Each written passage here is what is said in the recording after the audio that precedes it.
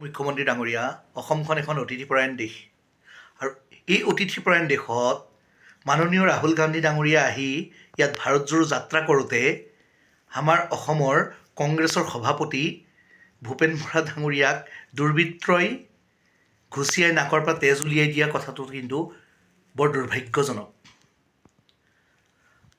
আপুনিতো 100% সফল মুখ্যমন্ত্ৰী, আপুনি নিজেই কৈছে সেইটো কথা। তেনেহ'লে আপোনাৰ ৰাজ্যত কাইলৈ শ্ৰীৰামৰ প্ৰাণ প্ৰতিষ্ঠা হ'বলৈ অযোধ্যাত গৈ আছে, অৰ্থাৎ সমগ্ৰ ভাৰতবৰ্ষখন ৰামময় হ'বলৈ গৈ আছে।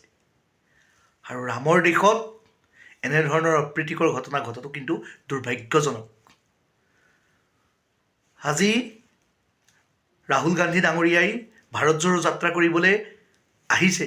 পলিটিক্সৰ কথা কিন্তু যদি বাদ দিয়া যায়, তেওঁ আমাৰ আলহী, কিন্তু এজন আলহীক এইদৰে অসমত অপদস্থ হোৱাটো বৰ দুৰ্ভাগ্যজনক আৰু হতাশাজনক কথা।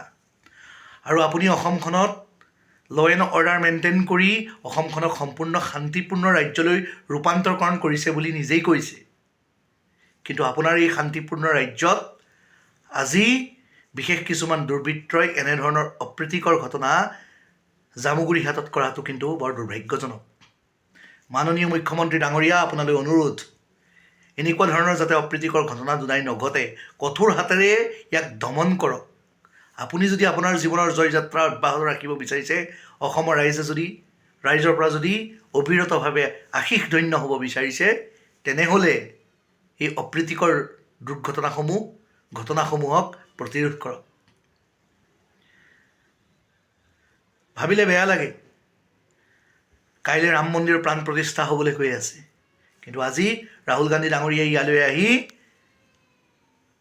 ভাৰত জোড়ো যাত্ৰাত অংশগ্ৰহণ কৰা অৱস্থাত জামুগুৰি হাটত তেওঁৰ ওপৰত আক্ৰমণ কৰা হৈছে। আপুনিতো 100% কনফিডেণ্ট যে অসমৰ ৰাইজে আপোনাক ভাল পায়, বা বিজেপি চৰকাৰখনক অসমৰ ৰাইজে বা সমগ্ৰ ভাৰতবৰ্ষই ভাল পায়, তেনেহ'লে ভয় কিহত? কিহৰ কাৰণে ইমান প্ৰতিৰোধমূলক নীতি গ্ৰহণ কৰিব লাগে? আৰে ভাৰত জোড়ো যাত্ৰা কৰিবলৈ দিয়ক, ৰাইজৰ মাজত তেওঁলোকক আহিবলৈ দিয়ক, কিন্তু কংগ্ৰেছটো আপোনালোকৰ সন্মুখত ইমান প্ৰিয়পাত্ৰ হ'ব নোৱাৰে।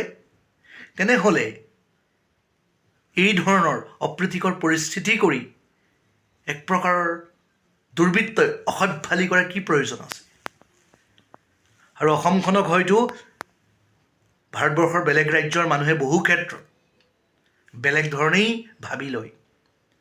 আজি সন্ত্ৰাসবাদী সমস্যাই হওক, অন্যান্য ধৰণৰ সমস্যাই হওক অসমত, সেইটো কাৰণে ঔদ্যোগিক বিপ্লৱৰ পৰা ধৰি ছফ্টৱেৰ ইণ্ডাষ্ট্ৰীৰ পৰা অসমত একো নাই, ইয়াত আহিবলৈ ভয় কৰে, বেয়া পায় তেওঁলোক আহিবলৈ। কিন্তু কংগ্ৰেছ দলৰ মুখ্যপাত্ৰজন আহি যদি অসমত এই ধৰণে লাঞ্ছিত হ'বলগীয়া হয়, তেনেহ'লে সমগ্ৰ ভাৰতবৰ্ষত আমাৰ অসম ৰাজ্যখনৰ প্ৰতি কি ধৰণৰ এটা মেছেজ চাব? অনুগ্ৰহ কৰি ভাবি চাওক। আৰু এনেধৰণৰ যাতে অপ্ৰীতিকৰ ঘটনা দুনাই নঘটে, তাৰ বাদে আপুনি ব্যৱস্থা গ্ৰহণ কৰক। আজিৰ ঘটনাটো দুৰ্ভাগ্যজনক। আৰু কাইলৈ পবিত্ৰ ৰাম মন্দিৰত ভগৱান ৰামৰ প্ৰাণ প্ৰতিষ্ঠা হ'বলৈ গৈ আছে। আৰু যেতিয়া আমাৰ ভাৰতবৰ্ষত অযোধ্যাত ইমান ধুমধামেৰে মোদী ডাঙৰীয়াই 11 দিন লঘোণেৰে থাকি সম্পূৰ্ণ বৈদিক নীতি নিয়ম অনুসাৰে ৰাম ৰাজ্য প্ৰতিষ্ঠা কৰিবলৈ গৈ আছে, এই ৰাম ৰাজ্যত কিন্তু কানিংনেছ থকাটো উচিত নহয়, ইজনে সিজনক হিংসা কৰাটো উচিত নহয়। আৰু কিহৰ ভয়? আপোনালোকে যদি সদায় সৎ কাম কৰিছে বুলি ভাবিছে, আপোনালোকৰ দ্বাৰা যদি ৰাইজ উপকৃত হৈছে বুলি ভাবিছেই, তেন্তে কিহৰ ভয়?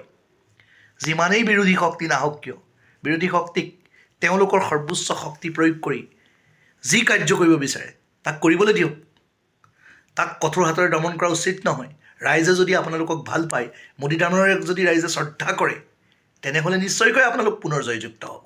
ইয়াত ভয় তথা শংকা কি? এটা কথা মনত ৰাখিব, ৰাম ভক্তই কালিকো ভয় নকৰে, আৰু আপুনিও ভয় নকৰিব। আৰু যদি ভয় কৰিছে, আমি কিন্তু ক'ৰবাত নহয় ক'ৰবাত সন্দেহৰ গোন্ধ পাম, আৰু সেইটো মই ভাবিম যে প্ৰকৃতাৰ্থত আপুনি ৰাম ভক্তি কৰা নাই, ইয়াক লৈ পলিটিক্স কৰিছে। অনুগ্ৰহ কৰি অনুৰোধ জনাইছোঁ, আৰু যাতে বহিৰাগত কোনো ধৰণৰ অতিথি ইয়াত অপমানিত হ'ব লগা নহয়। জয় আই অসম। ধন্যবাদ।